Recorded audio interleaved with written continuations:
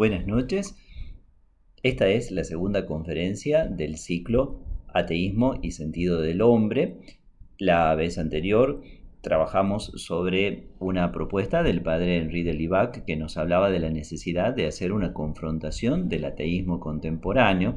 Esa confrontación del ateísmo la tomaba él como una propuesta que podía arraigar en lo que el Papa Pablo VI había dicho acerca del diálogo, la necesidad de dialogar no solamente al interior de la Iglesia o al interior del círculo de los creyentes, sino también incluso con aquellos que no creen en Dios. Ese diálogo asume una forma de confrontación porque es necesario descubrir qué es lo que dice el ateísmo, por qué lo dice, cuáles son sus opciones, darnos cuenta de cuál es el sentido profundo de este fenómeno, particularmente teniendo en cuenta la atención que había merecido de parte del Concilio Vaticano II. Y en esa primera conferencia exponíamos las hermenéuticas recíprocas. Para los ateos, la explicación o hermenéutica del cristianismo es la de un humanismo, y entonces van a valorar a los creyentes y a la fe cristiana solamente en la medida que desde sus propias perspectivas el cristianismo o la fe aporten algo a la promoción del hombre. Desde la perspectiva cristiana, la hermenéutica cristiana del ateísmo, por el contrario, nos decía que el ateísmo es un fenómeno que reviste distintas formas y que conoce diferentes causas. Algunas de ellas pueden ser la mala exposición de la fe por parte de los creyentes, su mal testimonio, pero en última instancia hay una opción profunda por parte del ateo en contra de Dios y un misterio de iniquidad que lleva a esa negación profunda, a ese pecado tan profundo que es el de la negación de Dios. Decíamos que la ciencia no puede ser utilizada como argumento contra el ateísmo porque el horizonte de la ciencia es totalmente diferente del horizonte de la fe. La fe se dirige a lo trascendente, en tanto que la ciencia solamente intenta un conocimiento, un dominio controlado de la naturaleza para su utilización en beneficio del hombre por medio de la técnica. Y la ciencia siempre se refiere a aquello que puede ser contrastado experimentalmente, cosa que no sucede con las realidades del espíritu. Pero continuando entonces con nuestro análisis, es importante descubrir que en esta cuestión del ateísmo lo que se juega es, en el fondo, una cuestión del sentido, el sentido del hombre y el sentido de la historia. Como fenómeno destructivo, el ateísmo puede tener múltiples formas, y esas formas se entrecruzan y a veces se destruyen las unas a las otras. El padre Henri de Libac cree distinguir dos formas fundamentales que reconocen una raíz común, la reivindicación de una libertad total. En definitiva, ya lo había dicho Santo Tomás de Aquino cuando exponía los argumentos contra la existencia de Dios, que eran la suficiencia de las causas segundas y la existencia de la libertad humana. Si las causas segundas bastan para explicar todo lo que existe, por un lado, si el ser humano como ser libre es principio de autodeterminación de su propia existencia, Dios estaría de más. La reivindicación de una libertad total reconoce entonces dos formas principales. La primera es el sentido agudo de una libertad individual que hace emerger a un hombre solo, como un absoluto que surge de un mundo absurdo. Es la desembocadura natural de todo el proyecto de la Ilustración, que había afirmado la autonomía del hombre desde Kant, y que, sin embargo, en el periodo que sigue a la Segunda Guerra Mundial, llega a una especie de vacío, porque empiezan a surgir los existencialismos que muestran la existencia del hombre como algo absurdo. Heidegger, Sartre, el hombre que ha logrado, después de la reconstrucción de Europa, luego de la Segunda Guerra Mundial, ha logrado un nivel de vida, un bienestar importante, pero que no le encuentra sentido a su propia existencia. Un hombre cada vez más individualista, un hombre que no tiene una visión de futuro, un hombre que ni siquiera considera el futuro de su propia especie y por eso encerrado en su propia satisfacción individual termina por incluso considerar poco importante la prolongación de la especie a través de los hijos, y por eso también toda la mentalidad antinatalista. Ya vamos a volver sobre eso. Bueno, ese es entonces por un lado el individuo como un absoluto que viene de la nada y va hacia la nada, que surge de un mundo absurdo. Y la segunda forma es la de un ser humano que queda absorbido en el conjunto de relaciones sociales y que solo tiene sentido y solo se realiza en la colectividad. Entonces, no es muy difícil descubrir que estas dos formas tienen su realización política, que era particularmente más notoria en la época en que escribía el padre Henri de Libac, en los últimos años, en la segunda mitad del siglo XX, pero que también hoy en día es distinguible, ¿no? Por un lado, esa especie de exacerbación de la libertad en el individualismo de algunas corrientes sociales y políticas que solo miran a la ganancia del individuo, a la libertad absoluta del mercado y a la realización de todas las tendencias del individuo como tal. Y por el contrario, la mirada colectivista en la cual la persona no tiene espacio y lo único que interesa es la realización del colectivo, de la totalidad. En los tiempos del padre de Libac era el primer mundo y el segundo mundo, era el sistema occidental, del capitalismo liberal occidental, Estados Unidos y Europa occidental, y por otro lado el colectivismo marxista, el comunismo, representado por la Unión Soviética, por China y por todos los países de Europa oriental. Ambas visiones sociales y políticas eran y son humanismos, porque buscan dar una interpretación del hombre, buscan dar una mirada sobre el hombre y buscan dar una respuesta a una pregunta sobre el sentido. El problema es que procurando dar una respuesta a la pregunta sobre el sentido, se quedan con una mirada mutilada tanto sobre el hombre como sobre el sentido. Y por eso en estos dos horizontes ateos la vida termina por no tener sentido. El humanismo individual o individualista busca dar la respuesta a la pregunta sobre el sentido de la persona, pero entendiendo a la persona como un mero individuo, y entonces, en definitiva, el individuo aislado queda como vacío y como mutilado en esa dimensión fundamental suya que es la relacionalidad. Y el humanismo social busca una respuesta a la pregunta sobre el sentido, no ya del individuo a quien considera irrelevante, sino sobre el sentido de la historia. Todas las corrientes de inspiración marxista, como podían ser los socialismos de los años 70, los movimientos revolucionarios de ese entonces, como pueden ser ahora los neomarxismos que se inclinan por las ideologías de género, por las agendas de género, por los feminismos radicalizados, etc. En definitiva, les interesa muy poco el individuo y muy poco la realización de la persona. Quieren darle un sentido a la historia a través de la dinámica de la lucha y entendiéndola siempre en una dialéctica que da vida y da carne, podríamos decir, a la dialéctica que Hegel había expuesto en su momento de una manera demasiado idealizada, podríamos decir así, o idealística, ¿no? Bueno, entonces el humanismo individual, el humanismo social, la respuesta a la pregunta sobre el sentido de la persona y sobre el sentido de la historia. Pero, en definitiva, esas dos exigencias que parecen contradictorias no se pueden plantear contradictoriamente. Y eso ha sido como el gran drama que se planteó sobre todo en las últimas décadas del siglo XX. Realizar a la persona parecía como desentender a la persona de un destino social y común. Realizar un destino social y común parecía aniquilar o absorber o diluir a la persona en una posición ideológica socializante, ¿no? Entonces, parece como que si uno quiere realizar un nuevo orden social, no le queda más remedio que irse por una línea semejante o afín a la del socialismo, en la cual el individuo no importa nada.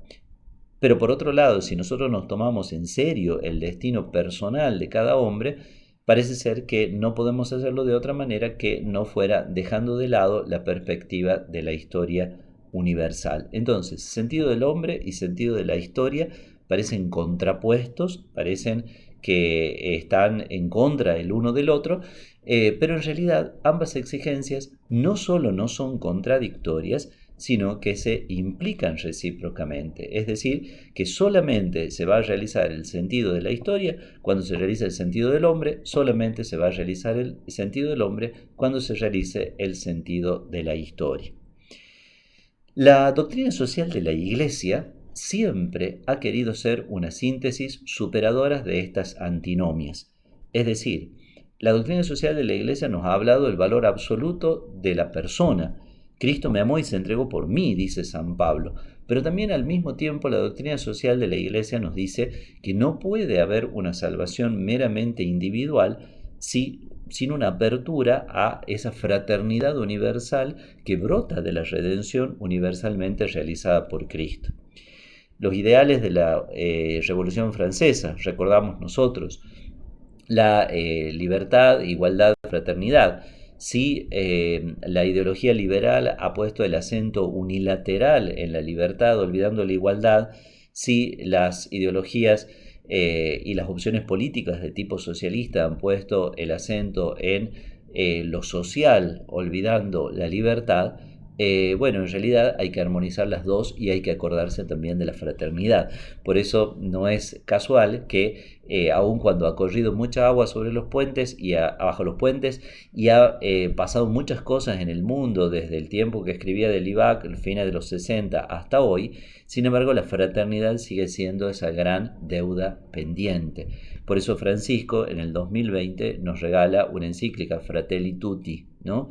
Que nos está hablando, persona sin relación no existe, pero relación que disuelva a la persona tampoco tiene sentido. Entonces, el sentido del hombre y el sentido de la persona se realizan en la relacionalidad, porque el hombre es un ser relacional. Laudato Si, la otra encíclica tan importante de Francisco, nos había dicho que el ser humano se realiza en sus múltiples relaciones, con Dios, con los demás, con el mundo, consigo mismo, con la naturaleza. Si el ser humano no vive armoniosamente todas esas relaciones, no se puede realizar a sí mismo. Pero de pasadita he vuelto al tema fundamental de estas conferencias. Sin la relación con Dios, el ser humano no se realiza. El hombre, si quieren ustedes reducirlo, si pudiéramos nosotros reducirlo a una formulación formal de la lógica o de la matemática, el hombre es una función de Dios. O sea, el hombre sin Dios no se entiende. Así como nosotros en una función entendemos una variable en función de la otra, en relación a la otra, bueno, de la misma manera nosotros sin esa relación fundamental con Dios no podemos entender a la persona. Y en ese sentido, fíjense ustedes cómo el misterio de la Santísima Trinidad arroja una luz fundamental sobre la comprensión de la persona. La antigüedad clásica había ido perfilando un concepto de persona en relación con las necesidades de las definiciones del dogma trinitario y del dogma cristológico, y un autor como Boecio dice: la persona es sustancia individual de naturaleza racional. Pero cada vez más hondamente la teología va llegando a la conclusión de que la persona se define por la relación. Entonces, si la persona no tiene esa referencia, podríamos decir así, esa relatividad, nosotros no alcanzamos una adecuada definición de la persona. Bueno, fíjense como las personas trinitarias precisamente se definen por su relación mutua, porque es por ser relaciones subsistentes, ¿no es cierto? El Padre es Padre del Hijo, el Hijo es Hijo del Padre, el Espíritu es Espíritu expirado por ambos, por el Padre y por el Hijo. La persona es relación, la persona es subsistencia, pero la persona es relación. Entonces, solo en la relación se define la persona. Por eso, fíjense ustedes, este carácter fundamental, esta necesidad fundamental de vincular el sentido del hombre con el sentido de la historia, y a ambos sentidos ponerlos en la perspectiva de la relación. El objetivo de la Ilustración había sido el de promover la autonomía del hombre. Pero no hay autonomía del hombre porque no hay autología del hombre. Ahí estamos haciendo un poquito un juego de palabras. Autonomía significaría que el hombre sea capaz de darse una ley a sí mismo, y era el ideal de la libertad que está formulado muy claramente, muy precisamente por Kant y por supuesto seguido por toda la Ilustración. Pero no puede haber autonomía, o sea, un hombre que se dé ley a sí mismo o que sea ley para sí mismo, porque no hay autología. El hombre no es explicación de sí mismo. El hombre no se autoexplica. En realidad, nada de lo que existe en este mundo se autoexplica. Todo se explica en una trama de relaciones. Entonces, no hay autonomía porque no hay autología. Aquí yo retomo una conclusión sumamente interesante que saca un filósofo francés contemporáneo que se llama Rémi Braque. Rémi Braque escribe un libro que se llama La sabiduría del mundo, en el cual él analiza los diferentes modos en que se ha ido como considerando al mundo por parte del pensamiento, de la sabiduría, de la filosofía, de la ciencia a lo largo de la historia. Y Rémi Braque llega a la conclusión de que en nuestro tiempo nosotros hemos llegado a una muy buena cosmogonía, cosmos, gonos, origen del universo. Nosotros podemos explicar cuál es el origen del universo, teorías como el Big Bang y muchísimas otras teorías con un montón de sutilezas, ramificaciones y complejidades que nos hablan del origen del mundo. Tenemos una cosmogonía, eso que los griegos trataban de hacer con los mitos, nosotros ahora lo podemos hacer bastante bien con la ciencia. Tenemos una cosmografía, una descripción del mundo. Ya no tenemos esa vieja descripción del mundo en la que faltaba América o en la que el sistema planetario se acababa en Saturno, ¿no es cierto?, como era la de los antiguos, sino que tenemos una cosmografía que nos describe el mundo hasta en sus más mínimos detalles. Todo el planeta Tierra está perfectamente conocido, mapeado si quieren ustedes, y el espacio se conoce cada vez mejor, se descubren nuevas estrellas, galaxias, mundos cada vez más lejanos, planetas que reunirían condiciones de habitabilidad, etc. Tenemos entonces también una cosmografía, una descripción del mundo. Pero lo que no hay más, dice Rémi Braque, es una cosmología. No hay una cosmología. El mundo no tiene sentido. Por eso la crisis ecológica. Por eso el hombre que no sabe qué hacer con su propia vida y con la vida del universo. Por eso el hombre que queda tan descolocado frente a las catástrofes naturales o no naturales, como quizás sea esta pandemia que estamos transitando, ¿no? Entonces, hay una cosmogonía, hay una cosmografía, no hay una cosmología. El mundo no tiene sentido. Bueno, de la misma manera, el hombre puede pretender ser autónomo, darse ley a sí mismo, pero si no es autólogo, si no es logos para sí mismo, si no es explicación para sí mismo, entonces no puede tampoco ser autónomo. Entonces necesita concebirse como un ser en relación y con una relación trascendente que es la relación a Dios.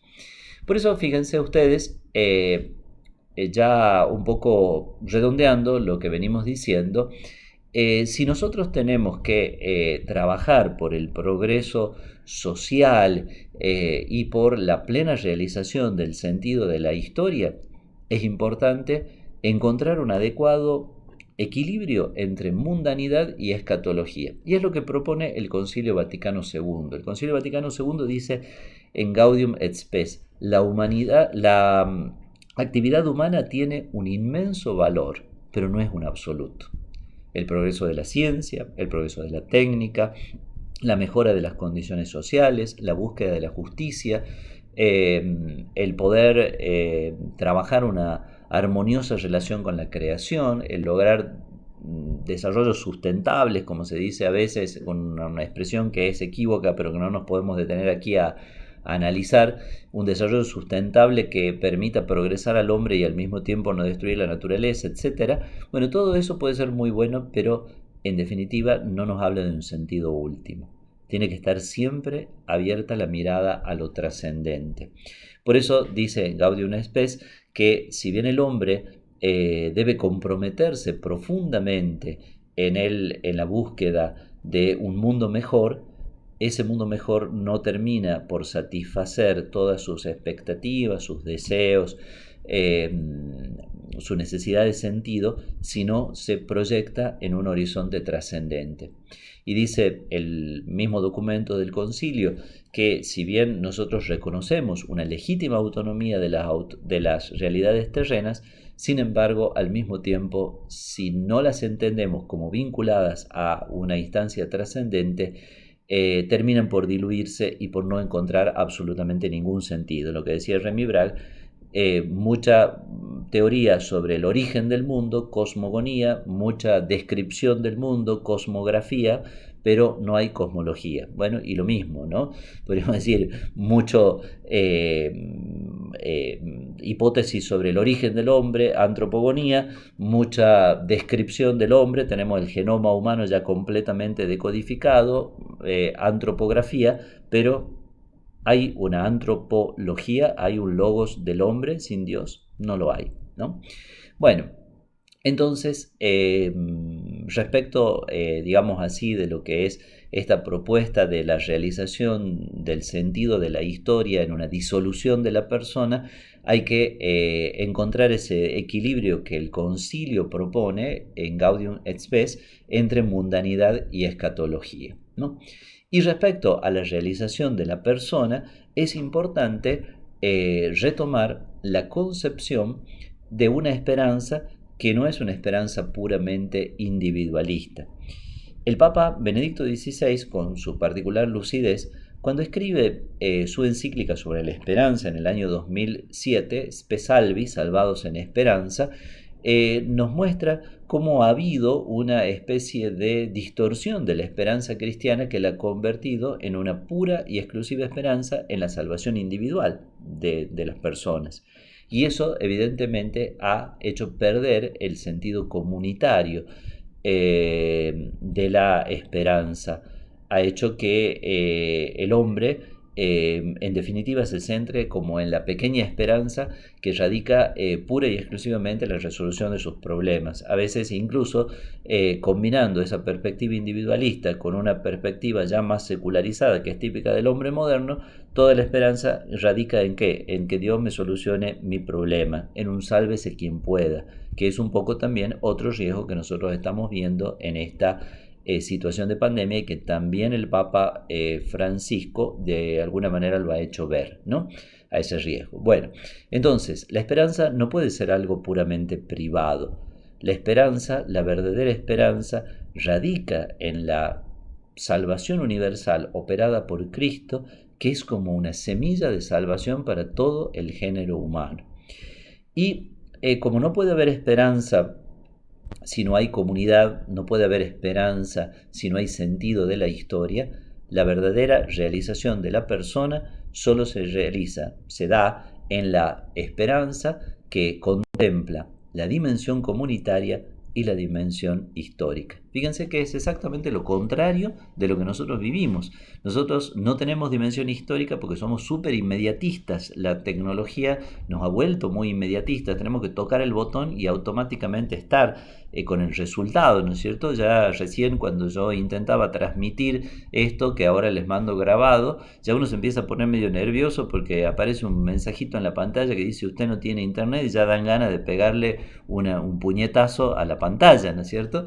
Entonces, porque somos muy inmediatistas, la tecnología nos ha hecho impacientes, inmediatistas, no tenemos sentido del proceso, no tenemos sentido del futuro, no tenemos sentido de que el tiempo es superior al espacio, palabras del Papa Francisco en Evangelii Gaudium, ¿no? Necesitamos ese sentido del proceso, pero necesitamos también el sentido de la comunidad. Ya el viejo Aristóteles decía, uno no puede solamente lo que puede por sus propias fuerzas, sino que puede lo que puede también a través de sus amigos. Entonces, cuando estamos unidos a los otros, podemos mucho más y nuestra esperanza adquiere una consistencia, un volumen mucho más importante. La esperanza del cristiano, entonces, tiene que abrirse a esas dos dimensiones de la comunidad y de la historia, y tiene que descubrir que su horizonte no es el de una utopía como el de las ideologías la ideología marxista, por ejemplo, que habla de condiciones utópicas de un paraíso en la tierra que nunca va a llegar como elemento movilizador de la acción humana, sino que nosotros no partimos de una utopía, sino que partimos de la semilla de la transformación del universo dada ya en el misterio pascual de nuestro Señor Jesucristo, ¿no? Entonces, ahí es donde nosotros vamos a encontrar la realización de la persona. Realización de la persona, entonces, no en la satisfacción de las necesidades individuales, sino en la relacionalidad que me abre a la perspectiva del tiempo, de la historia y de la comunidad. Realización del sentido de la historia, entonces, no en una lucha que busque solo los resultados intramundanos como hacen las ideologías y particularmente todas las ideologías de inspiración marxista, sino que descubra el valor de lo mundano, pero proyectado hacia lo trascendente, hacia los cielos nuevos y la tierra nueva, hacia la escatología, hacia la segunda venida de Cristo. Y en definitiva, sentido del hombre, sentido de la historia, no hay ningún sentido si no es en relación. No hay relación cuando el individuo se considera solo y ese individuo solo y solitario, desvinculado de todo, termina disolviéndose en la nada. No hay relación cuando el individuo no vale nada y lo que vale es solamente el colectivo, en el cual como persona no me siento representado y en definitiva también termino sumido en la desesperanza porque ese progreso colectivo o esa utópica realización del futuro a mí como persona no me dice nada.